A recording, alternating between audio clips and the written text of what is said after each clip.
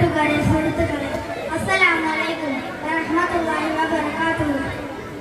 പ്രൗഢഗംഭീരമായ ഈ സദസ്സിൽ എൻ്റെ മാതൃക, എൻ്റെ നബി എന്ന വിഷയത്തെ സംബന്ധിച്ച് അല്പം ചില കാര്യങ്ങൾ സംസാരിക്കാനാണ് ഞാൻ ആഗ്രഹിക്കുന്നത്. സർവശക്തൻ തൗഫീഖ് നൽകട്ടെ, ആമീൻ. ഏതൊരു മനുഷ്യനിലും അടങ്ങിയിട്ടുള്ള ഒരു സ്വഭാവമാണ് മറ്റൊരാളെ അനുകരിക്കുക എന്നത്.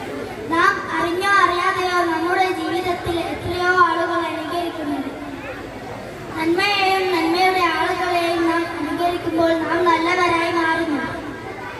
തിന്മയെയും തിന്മയുടെ ആളുകളെയും നാം അനുകരിക്കുമ്പോൾ ദുഷ്ടവരായി മാറുകയും ചെയ്യുന്നു. അതിനാൽ നന്മയെയും നന്മയുടെ വക്താക്കളെയും നാം അറിഞ്ഞിരിക്കലും അവരെ അനുകരിക്കാൻ ശ്രമിക്കലും നമുക്ക് വളരെ അനിവാര്യമാണ്.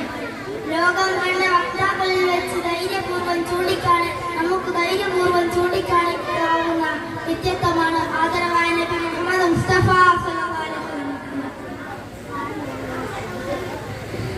അമേരിക്കൻ ചരിത്രകാരനും ചിന്തകനുമായ മൈക്കിൾ എച്ച് ഹാർട്ട് തന്റെ വിശ്വവിഖ്യാതമായ ദ 100 എന്ന പുസ്തകത്തിൽ ലോക ചരിത്രത്തിൽ ജനങ്ങളെ ഏറ്റവും കൂടുതൽ സ്വാധീനിച്ച് 100 വ്യക്തികളുടെ റാങ്ക് തയ്യാറാക്കിയപ്പോൾ അദ്ദേഹം ഒന്നാമതായി പരിചയപ്പെടുത്തിയത് നബി മുഹമ്മദ് മുസ്തഫ സല്ലല്ലാഹു അലൈഹി വസല്ലം തങ്ങളെയാണ്.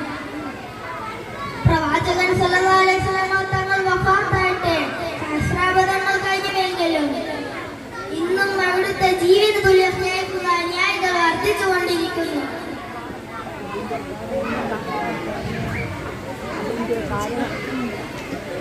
അതിന്റെ കാരണം നാം പരിശോധിച്ചാൽ പ്രവാചകൻ സല്ലല്ലാഹു അലൈഹി വസല്ലമയുടെ മഹിതമായ ജീവിതത്തിന്റെ പരിശുദ്ധിയും അവിടുന്ന് ലോകത്തിന് പകർന്നു കൊടുത്തിട്ടുള്ള മഹോന്നതമായ മാതൃകയും തന്നെയാണ് മനസ്സിലാക്കാൻ നമുക്ക് സാധിക്കും. ലഖദ് കാന ലക്കും ഫീ റസൂലില്ലാഹി ഉസ്വത്തുൻ ഹസന. തീർച്ചയായും തിരുദൂതൻ